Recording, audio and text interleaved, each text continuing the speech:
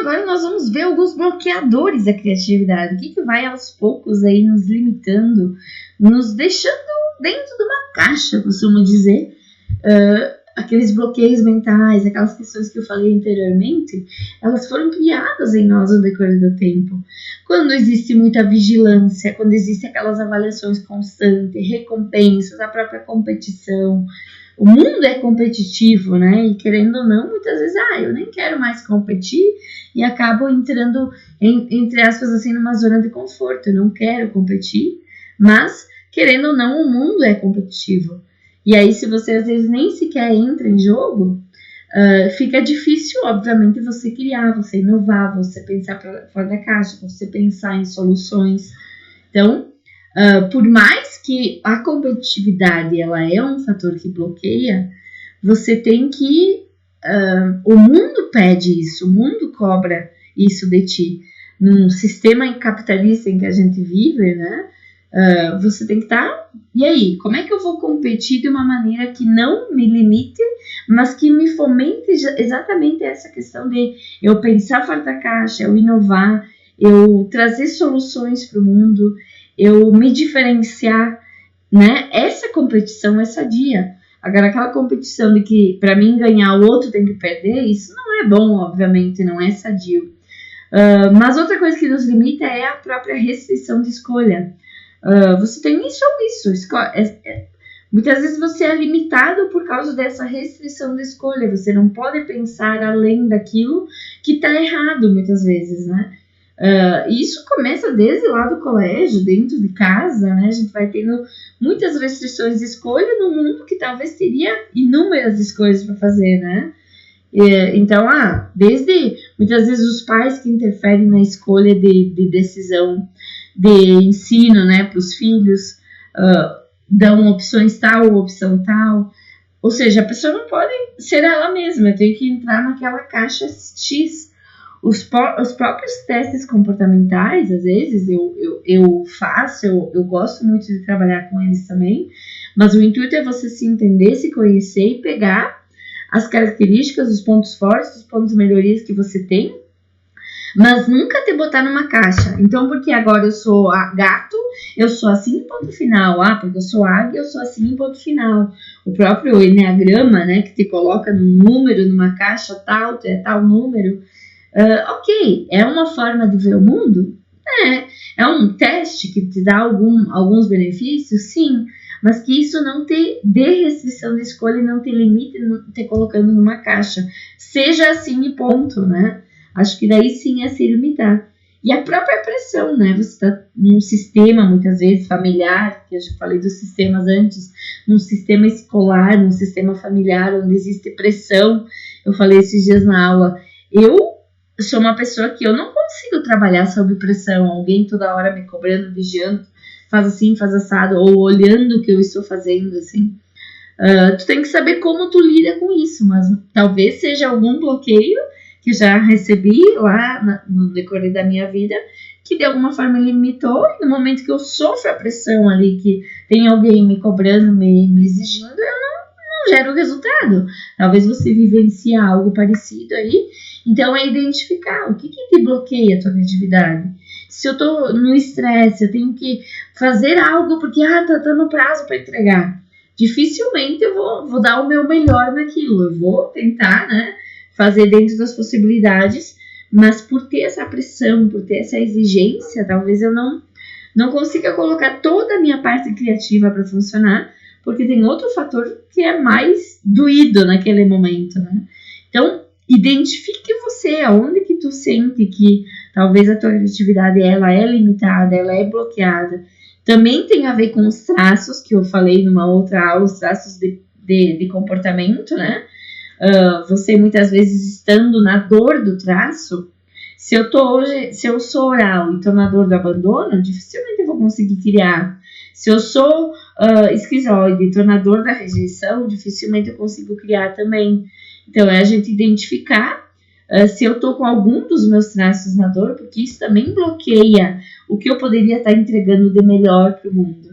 Não só o que eu sofri no decorrer da minha formação lá, da infância até a parte, né, da adolescência, da parte adulta, mas também tem a ver com o como eu lido com os meus traços, quanto no recurso eu estou com eles e quanto eu digo assim, na dor do traço, né?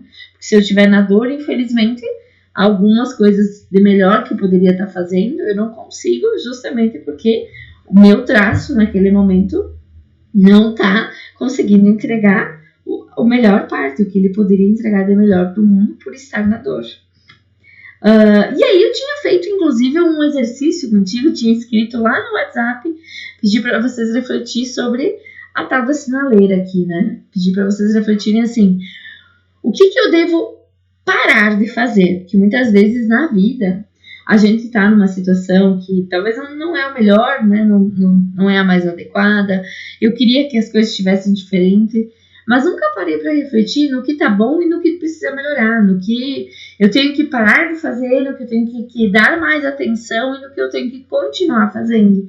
Por isso eu pedi para você refletir, você escrever, talvez, né? Ponderar, se tu não fez, aproveita o tempo aí e faça isso. Quais são as coisas que hoje, para tu ir para um outro patamar na tua vida, porque o que te trouxe até aqui não é o que vai te levar para o próximo nível, tu tem que ter outras percepções para de fato expandir, e aí para isso, talvez muita coisa tu tenha que parar de fazer.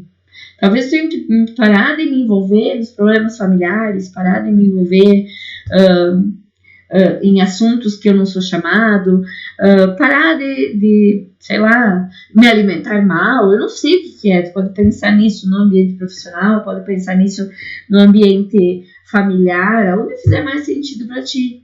A mesma coisa é o que você deve dar mais atenção. Se eu continuar do jeito que eu tô, né? Aonde que eu vou parar? O que eu tenho que começar a dar mais atenção na minha vida? Vou ter que dar mais atenção para minha família, para os meus estudos, para o meu conhecimento, enfim, para minha saúde. O que tu tem que dar mais atenção? E aí, a última, que é o verdinho, o que tu deve continuar fazendo? Que tu já faz, mas que talvez tu tenha que melhorar um pouquinho, que tu tem que adaptar. O que tu tem que continuar fazendo, entregando cada vez mais e melhor para o mundo. É uma boa reflexão aí que você, como líder, tem que estar constantemente se fazendo. No cargo de liderança que eu exerço, o que eu tenho que parar de fazer? O que eu tenho que dar mais atenção? O que eu tenho que continuar fazendo? E o que tu tem que parar de fazer não quer dizer que ninguém vai fazer mais. Se é uma função da área de liderança, tu pode delegar para que outra pessoa faça e você tenha um pensamento mais estratégico, você pode focar em outras coisas, né? Então faz aí esse exercício que eu tenho certeza que vai abrir alguma brecha aí de coisas que talvez vão virar chaves para você poder entregar ainda mais e melhor para o mundo. Outra questão que um líder precisa ter, outra competência, é a congruência. Ou seja, aquela frase de faz o que eu digo, não o que eu faço, aqui não funciona. É um compromisso, é uma coerência, né? É você agir conforme o teu discurso, é você não ser, né? Muitas vezes eu falo, eu ensino para as pessoas algo, eu falo algo, mas eu não coloco em prática. E quando a gente está fazendo isso, eu falei em outras aulas, a gente acaba atraindo karma pra gente mesmo, né? Porque, peraí, tu tá dizendo isso, mas tu não faz, tu não pratica, e aí o mundo começa a te apresentar situações para tu começar a pôr em prática o que tu tá praticando, né? O que tu tá falando, para medir o quanto tu de fato tá sendo coerente, congruente, né? Com o que tu diz, o que tu argumenta para o mundo. Então procura prestar mais atenção aonde que daqui a pouco você não está sendo totalmente congruente, verdadeiro consigo mesmo, assim, e que tu tem que parar de fazer, adaptar, né, ajustar, que também pode ser que aquela história, isso aqui é o que confirma que o exemplo arrasta, né? Não adianta você querer ser líder e que as pessoas te sigam e que as pessoas sejam influenciadas pelo teu modo de ver a vida, se você não tem congruência com o que você fala, né? Você fala algo e não faz aquilo. As pessoas vão estar olhando sempre o neurônio espelho, lembra deles? Forma que as pessoas aprendem, forma que as pessoas absorvem, forma que as pessoas são influenciadas, forma que as pessoas te seguem. é sempre pelo neurônio espelho. Se você está falando algo e não está fazendo aquilo, tu está atraindo para si mesmo uma espécie de karma, né? Daqui a pouco o mundo, né, o universo vai te cobrar aquilo. Pera lá, tu tá fazendo isso que tu diz, né? Que tu tanto prega, que tu tanto diz para as pessoas fazer, e tu, quanto tu coloca de fato em prática tudo isso. E outra competência aqui é o mindfulness, que seriam os momentos para te pensar fora da caixa, os momentos que é para te pensar em si mesmo, pensar em soluções, um momento de autoconexão. Até eu pedi na aula o que cada um fazia, né, para ter esses momentos assim consigo mesmo. Às vezes é acender um incenso, às vezes sei lá, deitar depois do almoço e fazer uma pausa e sentir meu corpo. Às vezes é na hora do banho que eu faço uma limpeza também nos meus pensamentos. É tu criar o teu método, a tua forma, né, de lidar com isso e fazer o teu momento de atenção plena, de estar totalmente concentrado, focado no aqui e no agora. É uma forma de... Às vezes as pessoas dizem assim, eu até queria meditar, mas meu Deus, eu não consigo ficar sem pensar nada. Mas meditação é muito ao contrário. É dar possibilidade para tua mente pensar em tudo, sem julgar os pensamentos que aparecem, os pensamentos que surgem. É pensar em tudo, exatamente isso. Então,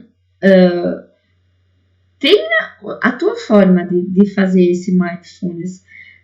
Os colegas compartilharam que alguns fazem meditação, outros acendem incenso, colocam rodar o Ho'oponopono ali, escutam, olham o mapa dos sonhos. Cada um tem sua forma de lidar, de fazer, né, esse momento de atenção plena, atenção focada, que talvez mude a tua vibração, mude a tua energia.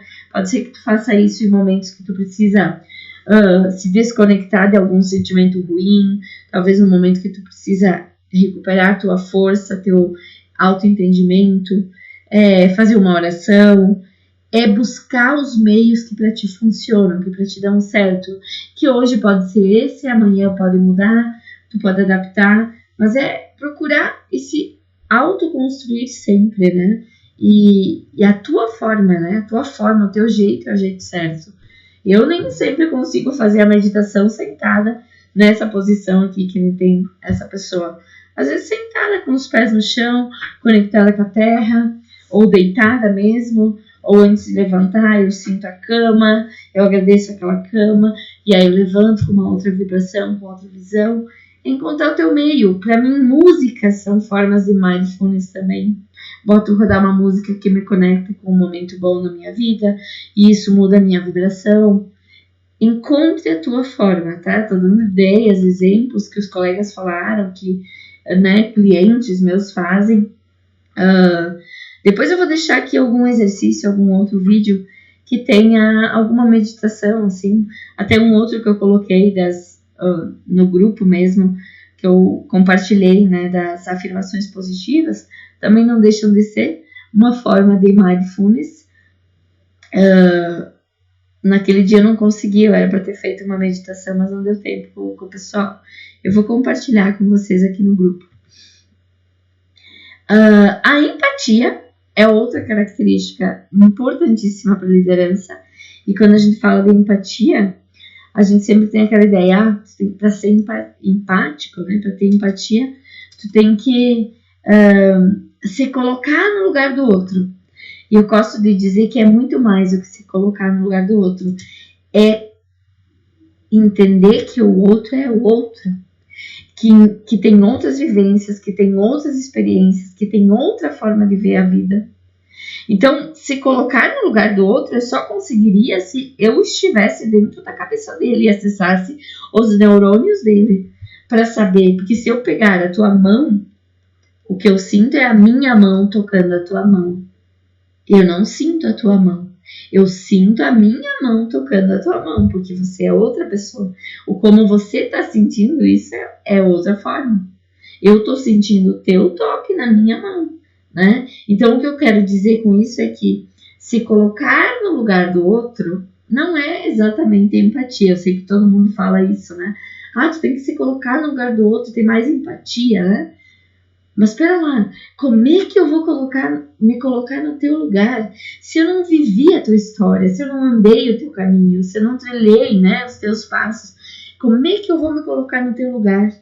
Eu não sei metade de tudo que tu passou. Eu posso, sim, entender que você é você, que você tem a tua história, que você tem tuas vivências, que você tem o teu modo de ver o mundo.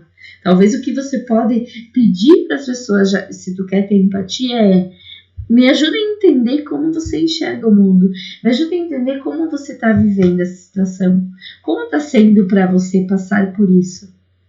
E aí a pessoa vai te dar a visão dela, a percepção, a maneira de ver aquela situação com os olhos dela, né? Para daí sim tu ter essa tal de empatia.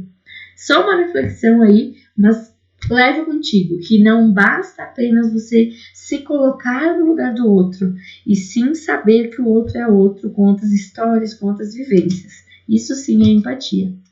Aqui você tem um resumo da metodologia, né? Matriz do amor, que é você avaliar a situação, para daí você querer mudar, para daí ter ousadia e chegar no resultado. Mas óbvio que dentro disso tem as suas subdivisões aí, né? Tudo que a gente trabalha dentro de um processo de coaching com essa metodologia.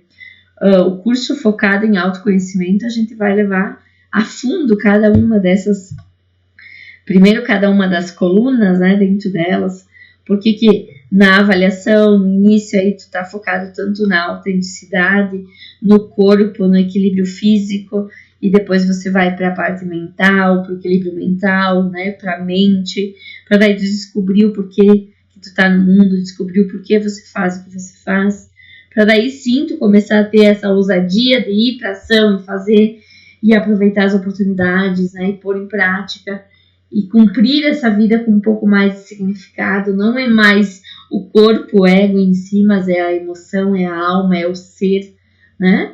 E aí tu chega no teu resultado, que é uma vida realizada, que é uma vida que tu constrói um legado, que tu leva em consideração não apenas o corpo, o físico, mas também a tua intuição, esse lado espiritual. Então tudo isso a gente aprofunda no curso focado nessa parte de autoconhecimento. Aqui eu falei sobre os princípios, né? Eu falei do Peter Drucker antes, né? Eu disse que tudo que existe, eu tinha usado essa frase, né? Tudo que existe está ficando velho. Ele tem muitas frases assim disruptivas para quebrar paradigmas que fazem a gente pensar fora da caixa. Eu deixo aqui como uma reserva de informação. Peter Drucker, que é uma das referências do marketing, né? Uma outra frase que para mim é incomodativa, né? Que diz que toda posição de liderança é transitória e provavelmente terá uma vida curta. Ou seja, se você como líder não continuar se aperfeiçoando, sendo melhor a cada dia, buscando, né, formar seguidores, e para formar seguidores você tem que estar enchendo o teu bully, né? Porque uma hora ou outra esse bully esvazia se você não estiver alimentando ele. Então, frases que fazem a gente quebrar paradigmas, pensar fora da caixa. Dá uma olhadinha depois quando você tiver um tempo.